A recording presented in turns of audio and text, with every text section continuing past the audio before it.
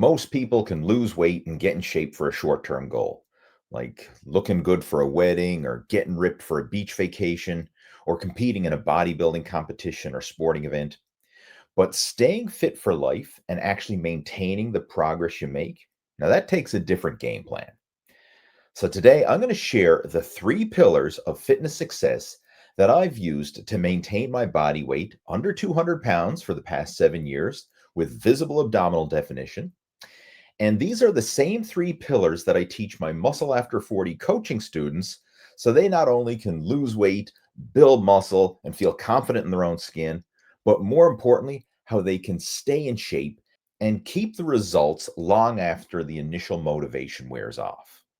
Welcome to the Total Fitness Bodybuilding Podcast with Lee Hayward and Jeff Samataro. Since 1997, Lee Hayward's Total Fitness Bodybuilding has been online helping guys to build muscle, lose fat, and become the best version of themselves. The goal of this podcast is to provide you with real-world practical fitness and nutrition advice to look your best, improve your health, and feel confident in your own skin so you can live life to the fullest without having your body holding you back from doing the things you want to do. So if you're ready to get started, let's jump into the show. Welcome back to the Total Fitness Bodybuilding Podcast. My name is Lee Hayward, and if you've ever lost weight and then gained it back, or struggled to stay consistent with your workouts, struggled to stay consistent with your nutrition, and you constantly find yourself on and off again with your program, then today's podcast episode is for you. Because I'm going to be breaking down the three pillars of fitness success that will allow you to get in shape and, more importantly, stay in shape, not just for the summer, not just for some short-term goal, but to stay in shape for life. And these aren't quick fix hacks. This isn't some fad diet or crazy extreme workout program. It's about how you can change the inner game of fitness and sustain your results for life while actually enjoying the process. And here's a quick overview of the three pillars. The first one, pillar number one, focusing on progress over perfection. Pillar number two, your race, your pace. And pillar number three, mindset is the multiplier. Now, before I break these down, I just want to share a quick overview and my personal experience of how I came about this. Because if you're familiar with my story, like I'm a former competitive bodybuilder. I've been competing in bodybuilding since 1995. So my fitness journey started off, in 1990 is when I officially started working out on a structured program. And 5 years later, I was at the stage where I felt ready enough to take it to the competition stage. And I was full of piss and vinegar and I was motivated, 17 years old, senior in high school, competed in my very first competition. And I was so naive that I thought I was going to go out there and blow everybody away. And that naivety actually served me because I didn't overthink the process. I just trained for it. I went ahead. I registered for the contest. I did it. I showed up. And it was a massive learning experience because once I got there, I realized, okay, I'm not as good as I thought I was. And I got my ass kicked. I got my ass kicked by seasoned competitors, people who've been training way longer than I have. And instead of getting frustrated by the experience, I got motivated by the experience, right? That fired me up. And the cool thing about it is in the bodybuilding community, I especially find this at the local level, a lot of people are very supportive of one another and there's a lot of camaraderie. And where I was the youngest competitor in that show, a lot of the older, more seasoned competitors could see that. And they kind of took me under their wing and guided me. So they were helping me out backstage. And, as we were chatting about training and nutrition and all this kind of stuff and contest prep, I was telling them what I was doing and they were sharing some of the stuff that they were doing and kind of giving me feedback and suggestions. And through that competition, I developed a lot of friendships and connections and real world connections. Because you got to remember, like, this is before the internet. Like when I competed and started training, I mean, there was no internet. I mean, there was, but it's not like it is today. There was no social media. There was no YouTube or Instagram or anything like that. I mean, it was very, very crude what the initial internet was back in the 90s. And so we never had that connection like we do today. And I made some real world friendships from people who were competing at that bodybuilding show. And I got to know them. I trained with several of them, and I would regularly stay in touch with them, and they would guide me. And I learned so much from the experience. And that really helped to propel me in my bodybuilding journey. From then on, I mean, I competed in bodybuilding. I did a total of 15 competitions, and most of those competitions I lost. I got my ass kicked. But the thing is I kept coming back. I kept coming back to the stage because I would view that failure as a learning experience. I would take action, get a result, learn from that result, go back to the drawing board, make some adjustments, and come back and try and improve upon what I did before. I didn't take it personally, or I didn't get upset or disheartened by the process. So this is part of the whole mindset, is the multiplier, like how you view things. Because some people would compete, get their ass kicked, and they say, oh, screw that. Competition's not for me. This is too hard. I can't do it. I'm not cut out for this.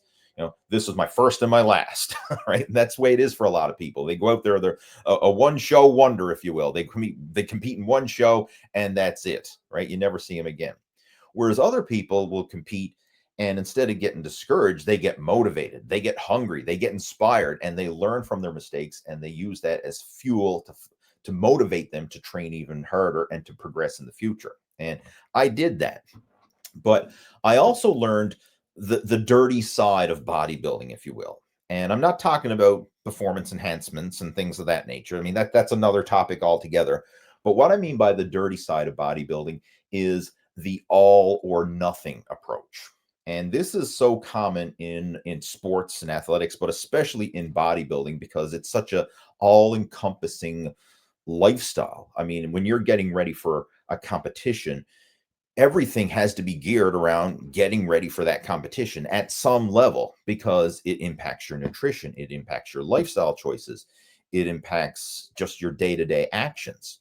For example, like, I couldn't stay up late and go out partying and drinking and eating whatever I want, because not only is that going to hinder fat loss, but it's going to hinder my recovery. I'm not going to be able to train hard the next day. So knowing all that helped to make me more disciplined in terms of, hey, I got to get to bed at a decent hour. Hey, I'm going to avoid consuming alcohol or junk food and all those things. So you really kind of put on the blinders when you're in competition mode, and it works for the short term.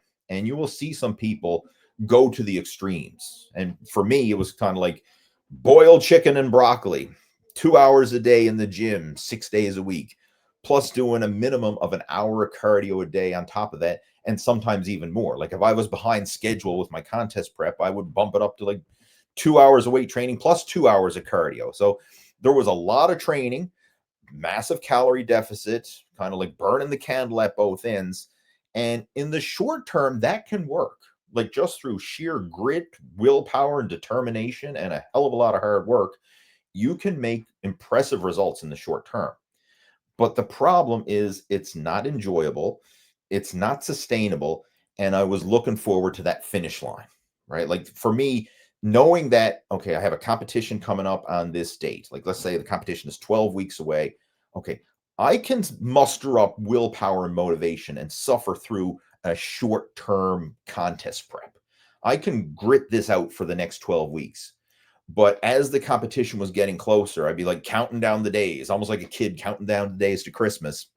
And as soon as that contest was over, it was like, okay, where's the all-you-can-eat buffet? Where's the ice cream shop? Where's the bakery? Like, where's all the junk food that I've been depriving myself of for the last several months? Where's that? Because I would go out then and binge eat on all the stuff that I was depriving myself of. And I actually viewed that as a reward. Like, okay, I went through this contest prep.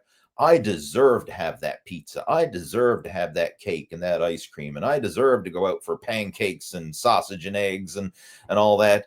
I deserve all this food. And the thing is with no competition and no consequences per se, it quickly spiraled out of control. So it was the all or nothing approach. And the only thing that kept me on track was knowing that, okay, I'm going to diet down again for next year's competition and do this whole thing over again.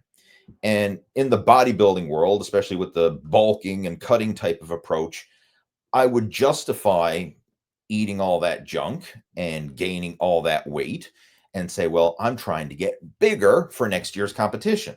Right. And it was a vicious cycle. And once I got into that routine, my body weight would literally fluctuate up and down as much as 50 pounds from my so-called off season to my pre-contest weight that I would weigh in on stage. So literally every year my weight would yo-yo up and down, up and down, up and down. Now, with bodybuilding, it's kind of, I had some structure and it was purposely planned, and I would actually justify doing this. But for a lot of people who are not competitors, you go through this in your own way, and it's not because it's planned or anything like that, but it's because you're trying to do something that's not sustainable, right? You're trying to force your body to get in shape.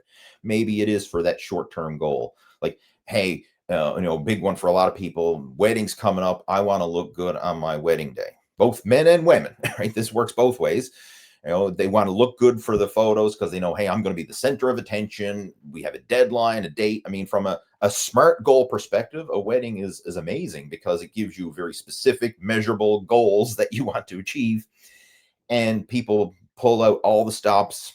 They follow the strict diet. They work out like a madman. They're very disciplined, and they get the result for the short term. But then as soon as the pressure is off, then it's easy to start sliding back into those old habits again. Right. So you're using that short-term motivation to fuel your efforts, but there's no underlining foundation there. And this is what we need to focus on. These three pillars is to build that foundation so that you're not sliding back into old habits and just getting in shape, falling off track, getting in shape, falling off track. Because I'm willing to bet everybody listening to this right now, if you haven't done it yourself, you know people who have lost weight and then gained it all back again. Or maybe if weight loss isn't your goal and it's just building muscle and getting in shape, maybe you did go through a phase where, hey, I'm really motivated, I want to get in shape, and you trained hard. Maybe again, it was for a sporting event or something came up, or a beach vacation, and you hit the gym hard, you were eating clean, you were doing everything right, got yourself in your best shape, right? Probably felt good about the progress in the moment, but then once that short-term pressure is off, that short-term goal or deadline or whatever you were training for is over, then you start to relapse back into your old habits again. And it's a vicious cycle. So we need to figure out, how can we lay a foundation where you can not only get in shape, but stay in shape, and set it up so that the progress you make is the progress you keep, not always this on and off, relapsing back and forth over and over again. And that is the foundation of the whole Muscle After 40 system that I have put together, because I went through that myself for years, right? That was my thing. And then the big issue is, after I became a father, I got the quote unquote dad bod, right? That is a real thing, because with the added responsibilities of parenthood, right? Not you, if you have young ones, you know what I'm talking about. You're waking up in the middle of the night to a crying baby. There's bottle feedings and diaper changing and all that stuff. And because of that, you're not sleeping well. And then when you're not sleeping well and you're not fully rested, your motivation and energy levels are always in decline. Like, you're always feeling like you're running on empty. You're dragging your heels. And if you're feeling like that, do you want to power through a workout the next day? It's like, oh man, I'm too tired to go to the gym. Or even if you do muster up the willpower to go to the gym, you're only going in and giving it a half-assed effort. It's not with the same gusto as if you were well rested and motivated. So I was always, not that I stopped working out, but my workouts were not productive. And that really hindered my motivation. It hindered my fitness, and I could see myself slowly declining. And the same when it came to meal prep, because when you're tired and you don't have that energy or motivation, and you're looking at yourself and you're not proud of what you see, sometimes it's easy to say, oh, like, what's the point? Like, what am I? What's another, order another pizza tonight? I mean, what damage is that going to do, right? One last hurrah, I'll start again tomorrow, or I'll start again on Monday, or whatever, and I would always justify these poor nutrition choices. and taking the quick fix, easy solution. Instead of meal prepping, hey, let's just order a pizza or let's grab something from the drive-through.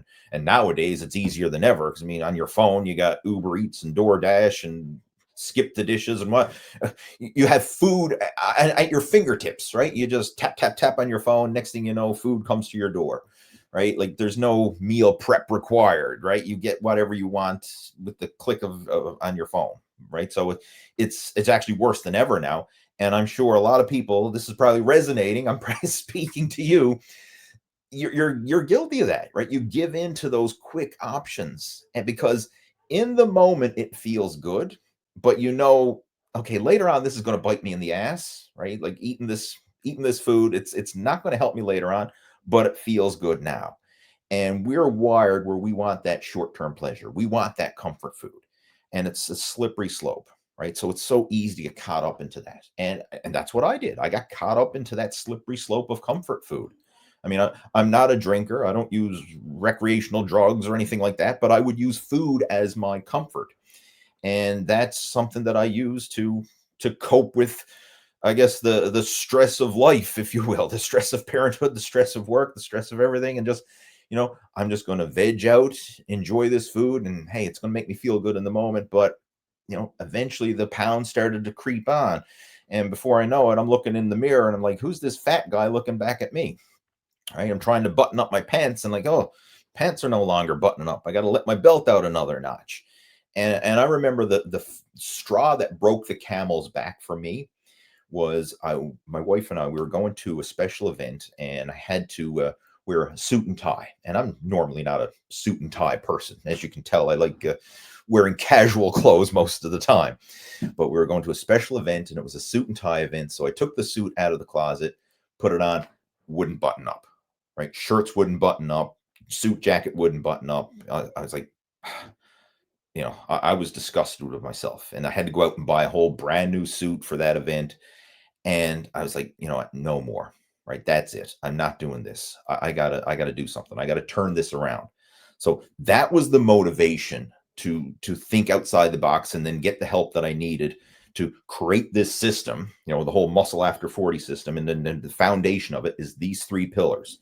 So in today's podcast, I want to break down these pillars and share it with you so that you can start implementing this for yourself in order to get in shape, and not only get in shape, but stay in shape and enjoy the process without it feeling overwhelming. Right? So without further ado, let's jump into it. All right, so let's start with the first pillar, progress over perfection. Now, a lot of times when people focus on fitness, they're thinking of, I got to have the perfect workout program. I got to have the perfect diet plan. And once I get that perfect program, then I'm going to start.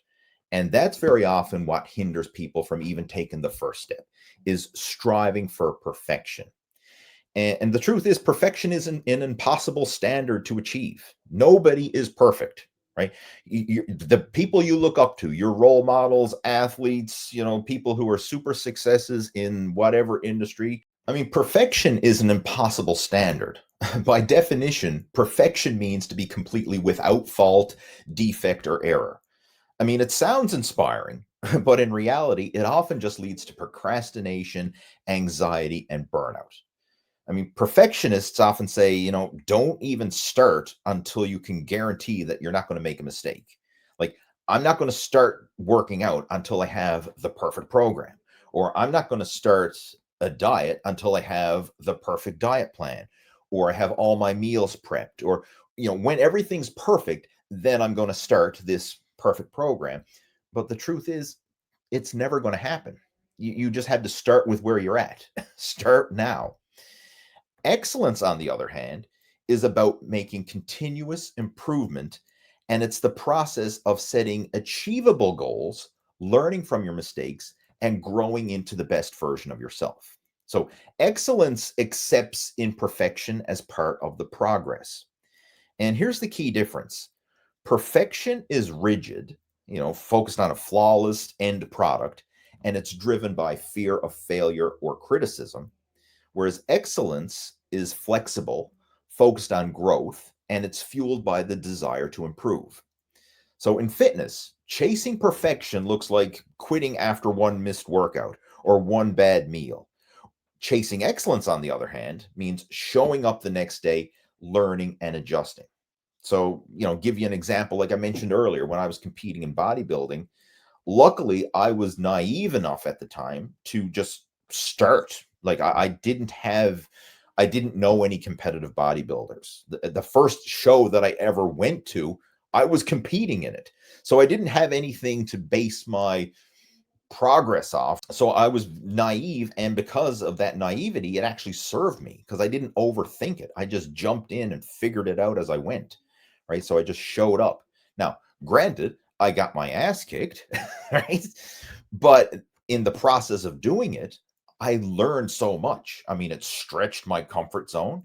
It built friendships and connections, and it got me connected with other competitive bodybuilders and coaches and mentors and people who could guide me. So by taking that initial step, even though it was an imperfect first step and there was a lot of flaws and the ultimate result was a failure. I mean, I didn't win. I lost the competition and I placed in the bottom of my weight class, but I learned from it. So it was progress over perfection. Because if I had waited to be perfect, thinking like I have to have a perfect proportion physique with, shredded muscular definition and wait till I was quote unquote perfect, you never would compete. And the truth is, nobody's perfect. I mean, even if you look at the top level pros, well, you may think to yourself, wow, they look perfect. Once you're comparing yourself to the best of the best, they start criticizing and picking those guys apart, and they will pick out flaws that the average person can't even see. Right? Like, oh, this muscle group is out of proportion to that muscle group, or you need more definition in your lower back, or your glutes are soft, or your hamstrings aren't as defined, or you don't have crisscross striations in your quads, and on and on and on. Like, it's not just, whoa, you're lean and muscular and I can see your abs. Like, bodybuilding at the highest level is a lot more than that. And you don't need that. I mean, the average person doesn't need to be perfect. They just want to be better than they are now. They want to be the best version of themselves. So, again, letting go of that perfection mindset and just focusing on making progress and striving for excellence and realizing that failure is part of the process. Right? This is a foundational mindset shift. And once you make that shift, it relieves a lot of the pressure and that expectation and that anxiety that you put on yourself for no reason. I mean, it's ridiculous when I see it, and I'm laughing at it because I can relate to this. I've gotten into that phase myself, especially as I mentioned after I became a father. I procrastinated getting back in shape for so long because in my mind, getting in shape meant I had to eat boiled chicken and broccoli. I had to work out in the gym 2 hours a day, plus do a minimum of an hour of cardio on top of that. So we're talking 3 hours of exercise on boiled chicken and broccoli. To me, that's what my perfect contest prep looked like. And that's to me was what I had to strive for if I wanted to get back in shape, because that's what I did when I got in shape as a bodybuilder. As a new parent with work and responsibilities and a new family and all that, I knew that wasn't possible. First off, the time restraints alone to go to the gym 6 days a week wasn't possible. So that was a hindrance. And because of that, I was procrastinating even starting. Whereas now I give myself permission to take imperfect action and just strive to be better than I was before. Again, so this is striving for progress over perfection. And just as a side note, my typical workouts now, I go to the gym 2 or 3 days a week. That's it. So none of the 6 day a week bro split, 2 hours a day, yada, yada, yada. I literally go to the gym 2 or 3 days a week, and I typically do a total body workout each time I go. So I don't live in the gym anymore, but because I'm good enough and good enough consistently with 2 to 3 days per week in the gym, that's allowed me to maintain a decent level of fitness. Now, no, it's not competitive bodybuilder shape, but it's better than average shape, and it's shape that I'm comfortable with, right? I mean, like I'm comfortable in my own skin. I feel healthy. I feel strong. I feel energetic. I'm able to keep up with my son and do my day-to-day chores and activities and basically do whatever I want without having to worry about my body holding me back. Right. And that's such a liberating feeling. And knowing that it doesn't require living in the gym, it requires 2 to 3 workouts a week is very liberating. And this is what I teach my coaching students. Like a lot of those guys, they're doing 2 to 3 workouts a week. Now, some of them are a bit more ambitious, and if they have more time, then they'll probably scale it up, maybe 4 sessions a week or something like that. But very few, I mean, are pushing beyond that, right? And if they are, it's probably just for a short-term goal. Maybe like, hey, I know I got a vacation coming up, right? We're going on a summer vacation. We're going to go to the beach, or we got a cruise coming up or something like that. I really want to look my best for that. And I'm willing to make a short-term compromise where I'm going to go like aggressive for the short term so I can get above average results. But then as soon as that's over, we're going to dial it back down to more sustainable measures versus operating like a light switch where you turn it on or off, right? I'm either on my workout program or I'm off it. We dial it up or dial it back. So we operate like a dial instead of a light switch. And this is powerful because you can scale it up if you have an ambitious goal, a competition, or something that you want to get in shape for. Yeah, let's scale it up, dial it up, crank up the heat, if you will. But once it becomes too hot to handle, you can crank it back down a little bit, but you never turn it off, right? We always keep it within that range. And this makes it sustainable long term. For example, like if you're following a program and you say, man, like you're in your mind, I got to work out 6 days a week. And maybe you start that and you're going 6 days a week. And maybe for the first week, you say, okay, it feels pretty good. Second week is like, oh, this is getting a bit hard. By third and fourth week, it's like, man, I'm feeling burnt out. There's no way I can sustain this. Instead of quitting, how about, okay, well, we learned 6 days a week is not sustainable. How about we dial it back to 4 days a week? How about we dial it back to 3 days? And then all of a sudden you'll find your sweet spot where you can stay consistent and it doesn't burn you out. It doesn't beat you up or exhaust you, where it actually energizes you. And that's the sweet spot. You want to find that. So having this dial mindset where, hey, we can crank it up or crank it down depending on our personal energy levels, our ambitions, our goals, our lifestyle. Like maybe you're going through a stressful time at work or home or family situations. Maybe you need to scale back a little bit, but you don't want to turn it off, right? Turning it off, you undo all the progress you make. But by dialing it back, instead of making aggressive progress, you can still make slow, steady progress. And slow, steady progress is better than no progress. You don't make slow progress when you turn it off. You actually have a slow decline because you're getting worse. If you're either getting better or you're getting worse, there is no true maintenance. I know a lot of people say, oh, I'm just maintaining. Well, when you're maintaining, you're really slowly regressing. Nobody maintained themselves to become 50 pounds overweight with a gut that hangs out over their belt and love handles and all that. You didn't maintain your way to that. You didn't maintain your way to high cholesterol and pre-diabetic. Like you slowly regressed to that level. So we need to be operating with the mindset of we want to be slow, steady progress and focusing on that progress over perfection, right? Striving for excellence. And this is what this is all about. It's a big mindset shift, but a powerful one. And it's a lot easier said than done.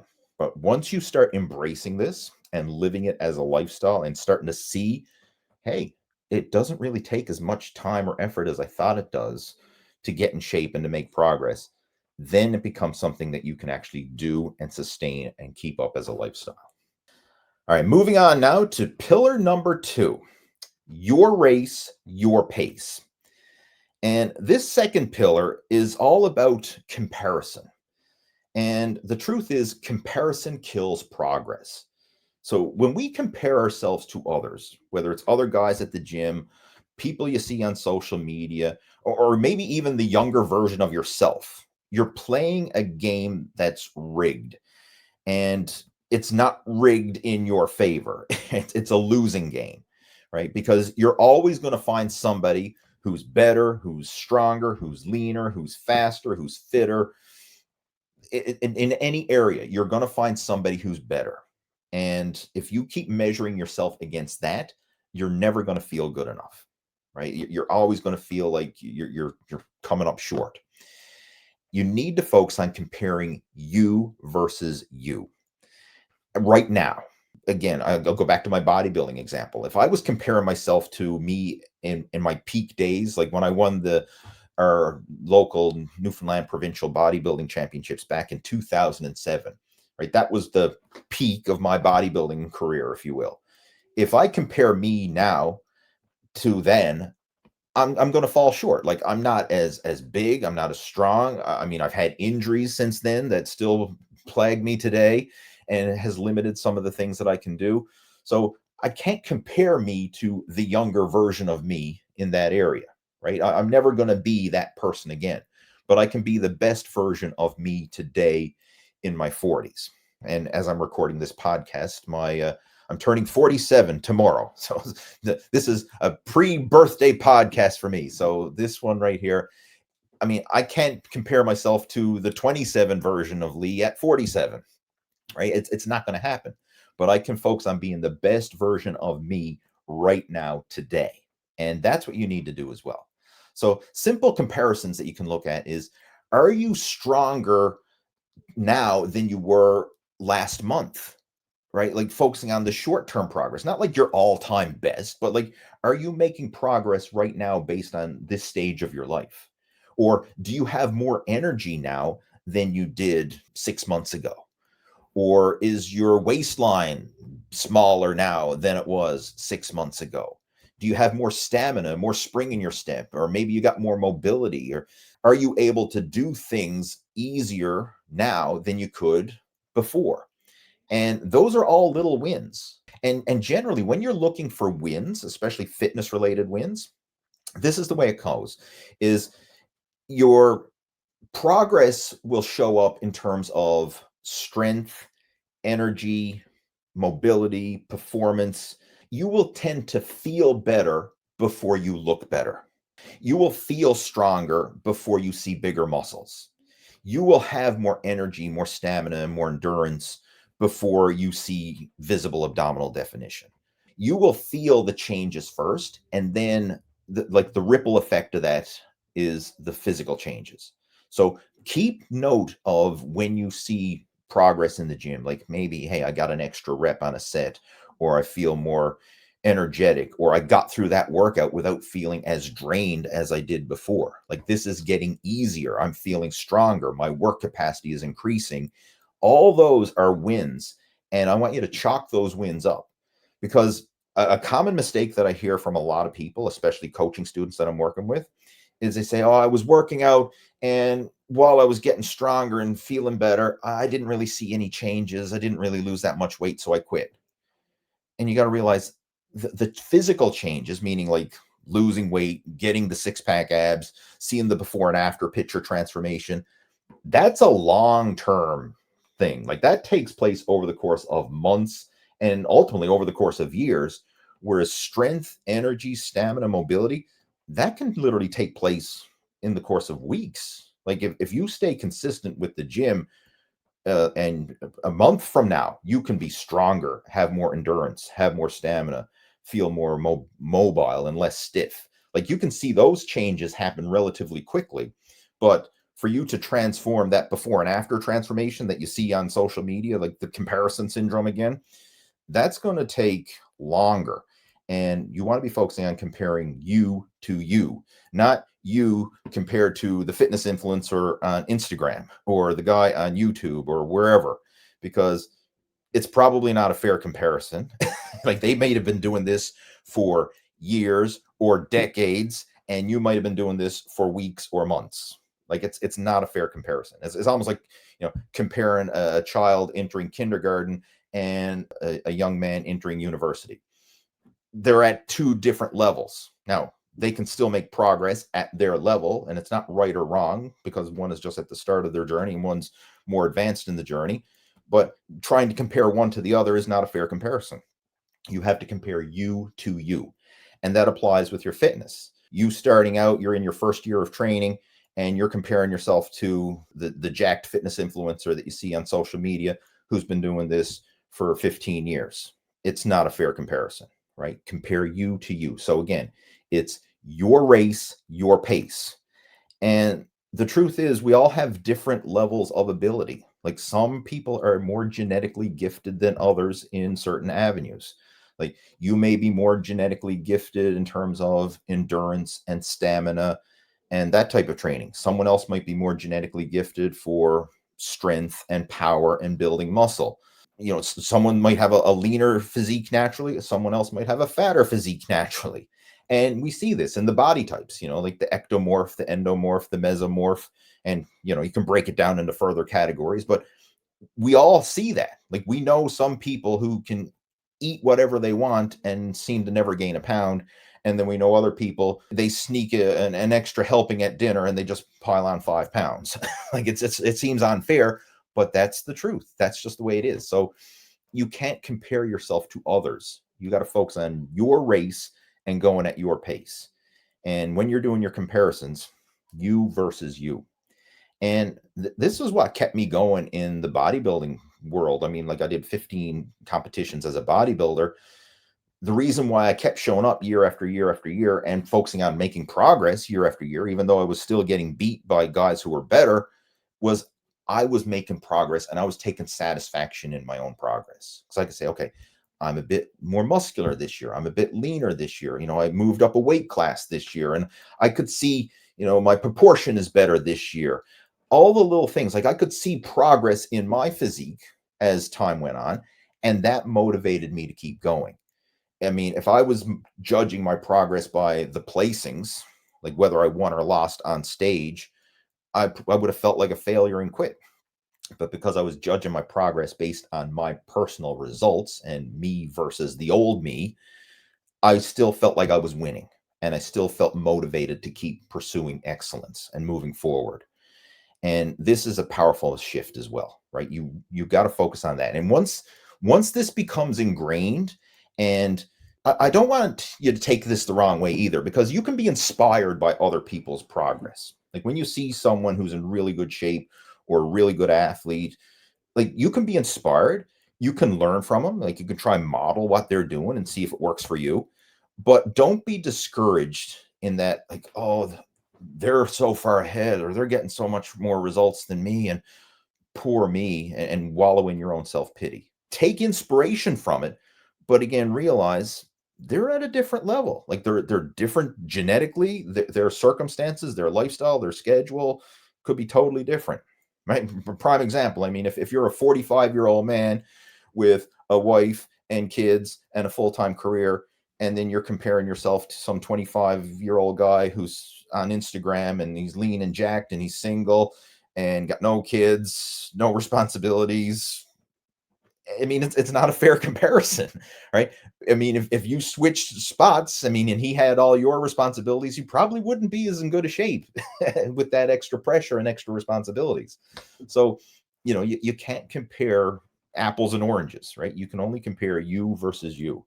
And another note that I want to mention here before we move on to pillar number 3 is when you see stuff on social media or on the internet, whether it's a YouTube video or Facebook or Instagram or TikTok or whatever you're looking at, you're seeing the highlight reel. So, for example, like when you see fitness videos, and chances are, if you're watching this or listening to this, you probably follow other fitness influencers and you're probably part of like Facebook fitness groups, or you watch other fitness folks on YouTube, and that stuff is populating your social media feed. So you're seeing videos and photos, and you're seeing the highlight reel.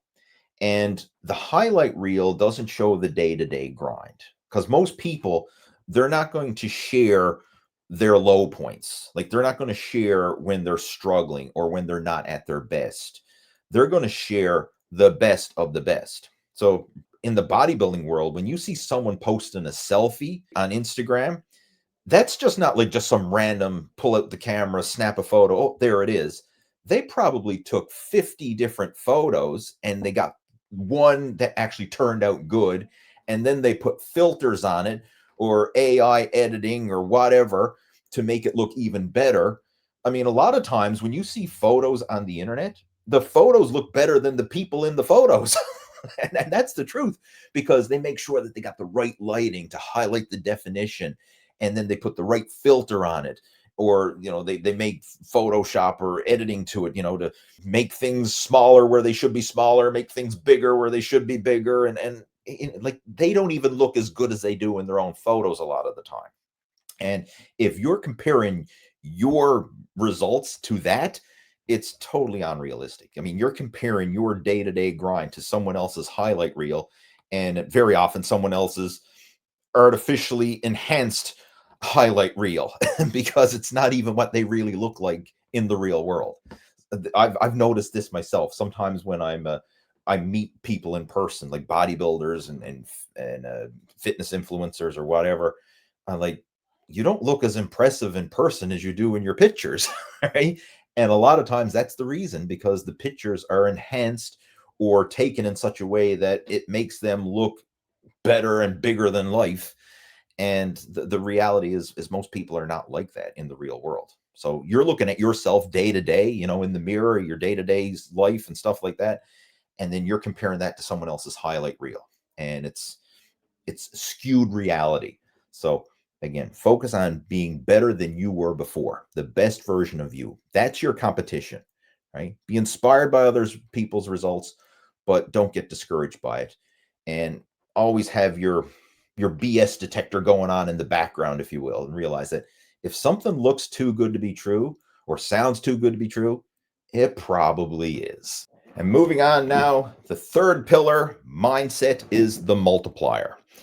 And it really refers to how you view things, like how you view the process, how you view your results, how you view failure and setbacks, and how you think of something can either make the process feel easy and sustainable or achievable, versus making it feel extremely difficult and impossible.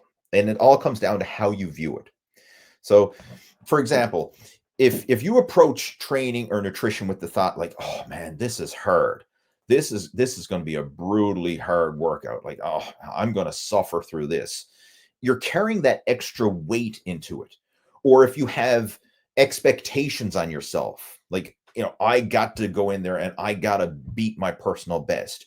Or when you compete in a competition, for example, if you go in there thinking, I got to win this competition, or I got to place in this top 3, and you put all this extra pressure on yourself, that can actually slow you down, because it's extra friction, it's extra resistance, it's extra weight that you're carrying.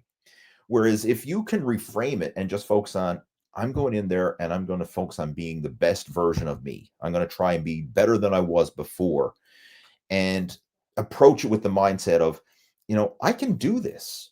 Like, this is achievable. I can be better than I was before.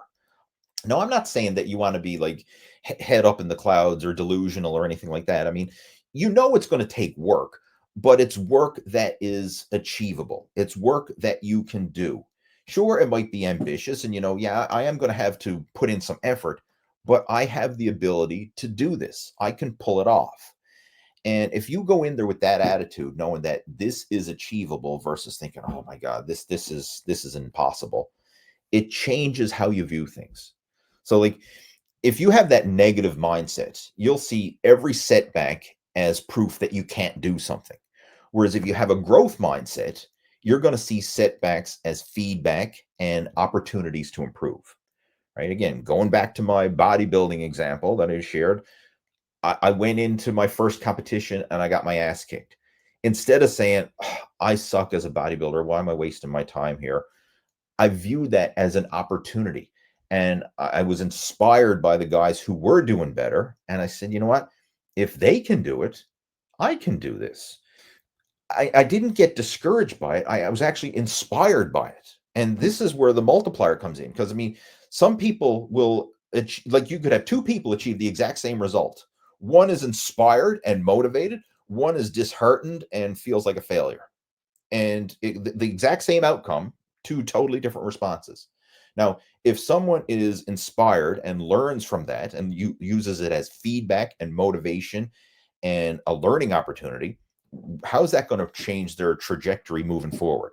Versus someone who says, oh, I suck. All right. Why did I even try this? I'm wasting my time.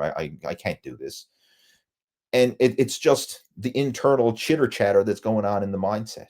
That's all it is, because the result is the same, right? Like, okay, you lost the competition, or you tried and you failed something, or you went into the gym and you tried to achieve a certain thing, you tried to lift a certain weight or whatever, and you couldn't lift it. The result is the same. How you view that result, whether you view that as feedback and an opportunity for growth, or do you get disheartened and use that as proof that I suck, I can't do this.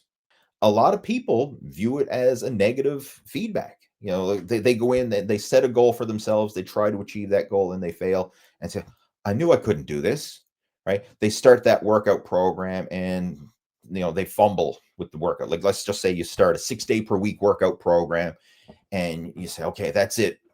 Perfect workout program. Monday, day one, let's go for it. And you do 2 or 3 workouts, and then something happens, derails you, and you say, oh, I knew I couldn't stick to this 6-day per week program. I suck, right? Why even bother? I'm just going to go home, get a case of beer and order a pizza and binge watch Netflix, right? Drown my sorrows and have my own little pity party because I suck. I can't do this.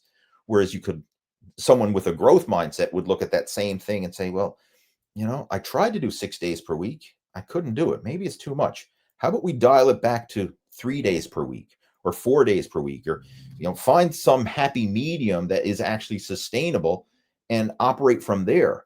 The mindset is the key, and the result is the same in both situations. It's just, how do you view that result and how do you proceed? How do you mentally accept it and proceed from there? Another fitness example, like someone might say meal prep is a chore. Like, oh, I don't have time to meal prep. I mean, it's so hard. Like, you got to put all those meals together and you got to buy the food and cook it in bulk and put it in that Tupperware. I'm like, oh, that's a waste of time. I mean, I can't do that. Whereas another person might say, you know what? Meal prep actually makes my life easier. It makes it easier because now, once I prepare the food once, I got several meals in advance and I don't need to think about, meal prep for several days because I got food ready to go. And when it's mealtime, that's one less decision. Like, I don't have to think about, oh, am I going to go to McDonald's, or I'm going to go to Subway, or am I going to go to Burger King, or am I going to order a slice of pizza? Like, no, I got my meal prep. Right? I just have my next scheduled meal. It's already ready, made, good to go.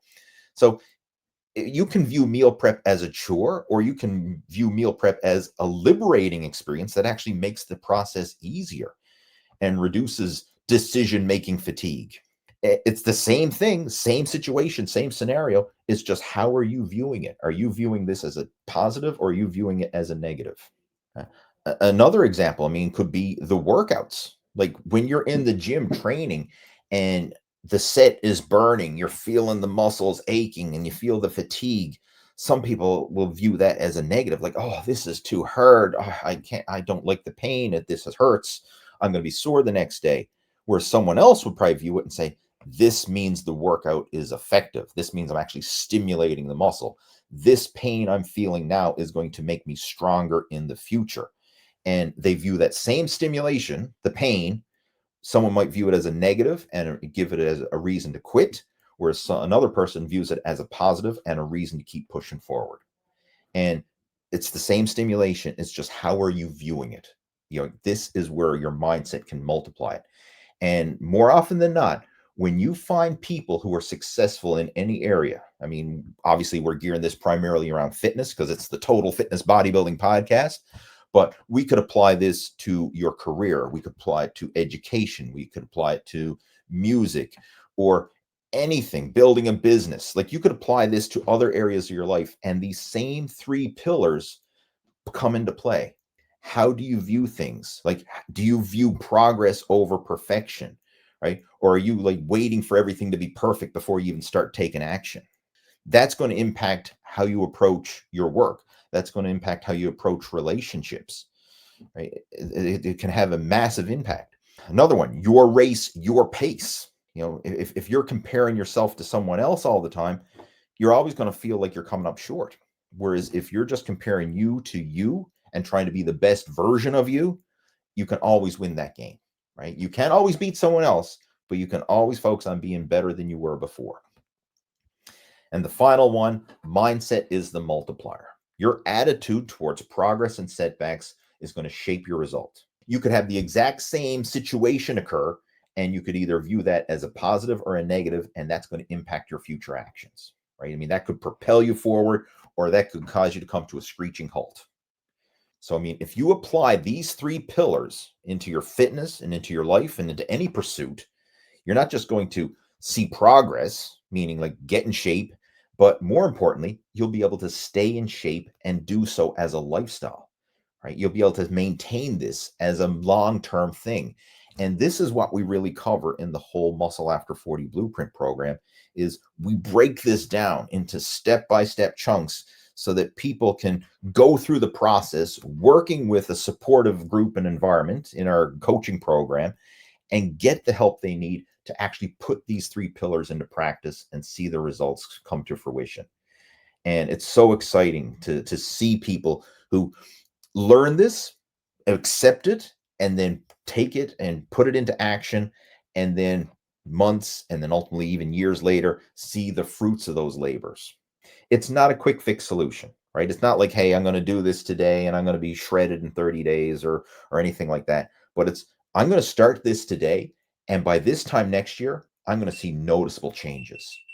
And then, a year from then, I'll see even better changes. And then as time progresses, by implementing these three pillars and having this as the foundation of your program, this is what's going to propel you forward so that year after year after year, you're not only getting in shape, but you're staying in shape. And the progress you make is progress you keep.